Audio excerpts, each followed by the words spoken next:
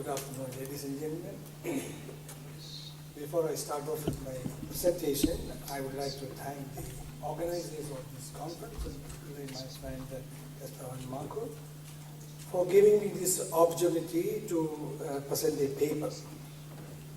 Unfortunately, I am not an authority on Tyre, and therefore please don't expect anything from me. This is an honest confession, like the confession made by a husband to a wife when he was questioned by the wife. Darling, how many ladies you have slept with? The husband said, my dear, I only slept with you, but with the rest, I was wide awake. So, so this is going to be an honest confession about my knowledge, but having been associated with we have two magazines. One is Rubber Asia. We have been publishing it for the last 25 years, and we have another magazine called the Tyre Asia, which is 5-year-old. So I had the privilege of associating with a lot of people in the industry, and therefore I gained some knowledge which I would like to share. The paper today of mine is Globalization of Indian Tyre Industry and an Insight. I'm giving it in different segments for you to understand it better. First, the Indian tyre industry. If one were to compare the major development in the Indian tyre industry in recent years with driving an automobile, it would aptly be described that the industry is in top gear. Just as a supercharged automobile on a German expressway leaves a trail of milestone behind, the Indian tyre industry is reporting rapid growth acceleration through capacity expansion and building of greenfield projects.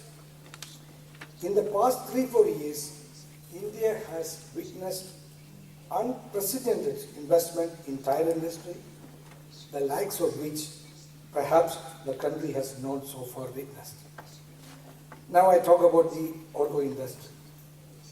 While the Goldman Sachs report on BRIC economies were making headlines nearly a decade ago, a slow yet steady transformation had been taking place on the Indian automobile horizon.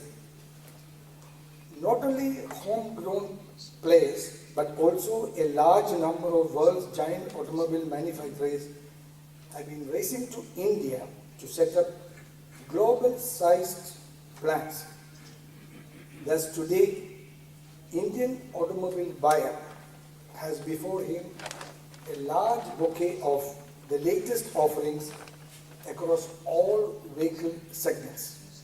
As a result, India's auto sector has shown remarkable growth performance in the last few years, be it the commercial vehicle, passenger cars, farm sector or two-wheelers, all has shown a growth ranging from 13 to 17% during the 7 years between 2005 and 2011.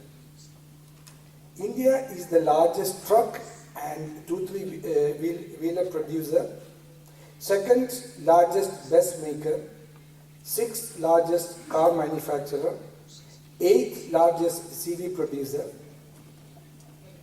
and also India houses more than 125 R&D centers of Fortune 500 companies that are coming out with cutting-edge technologies.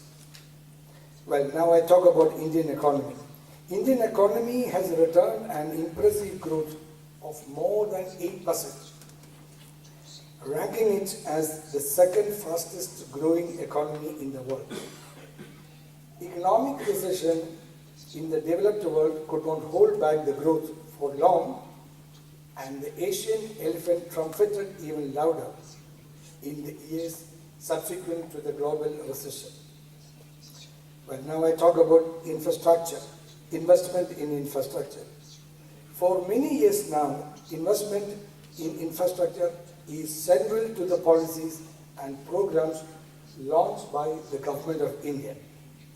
The 5-year plans have also envisaged substantial investment in infrastructure from a meager 226 billion US dollars in the 10th plan, which is 2002 to 2007. The infrastructure investment in 2007 and 2012 is estimated to touch 514 billion, which is again envisaged to get doubled in the next 5 years, which is 2012 to 2017, that is being finalized. Well, currently at 4.2 million kilometers, India has the second largest road network in the world. Naturally, Tyre industry is a major beneficiary of such a large road network. Well, what is driving this growth? Tyre being a derived industry, there are two determinants of growth: automobile sector and infrastructure. Well, now I talk about the growth of the tyre industry. Mirroring the growth in the economy, the Indian Tyre Company, which is comprising of mainly of 10 major players, have shown a growth rate of 10% in the last few years, one of the highest in the world. Taking clue from the huge rise in the automobile production, the tyre industry has lined up investment of nearly $4 billion towards setting up of additional capacity, particularly in truck and bus radial tyres. Following the launch of the new generation commercial vehicle and coming up of better expressways, the demand for radial TNB tyre is seeing a huge growth opportunity.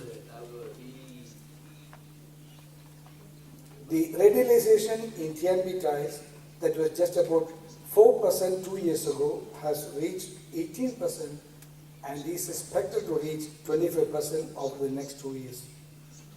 A majority of the players in the industry are expanding capacity to be ahead of the demand curve. Now, I will talk about the global tyre makers. Tyre companies which have set up new greenfield capacities or are in the process of doing so are the global majors like Michelin in southern India, which is Tamil Nadu, Bridgestone in Pune, which is western state of Maharashtra, Yokohama in the north. With Continental having taken over an existing tyre company, the rest were Modi Rubber, 4 of the top 5 global tyre majors, which is Bridgestone, Continental, Goodyear and Michelin, have great presence in India. Well, they are the foreign players. Now let me talk about the Indian tyre companies.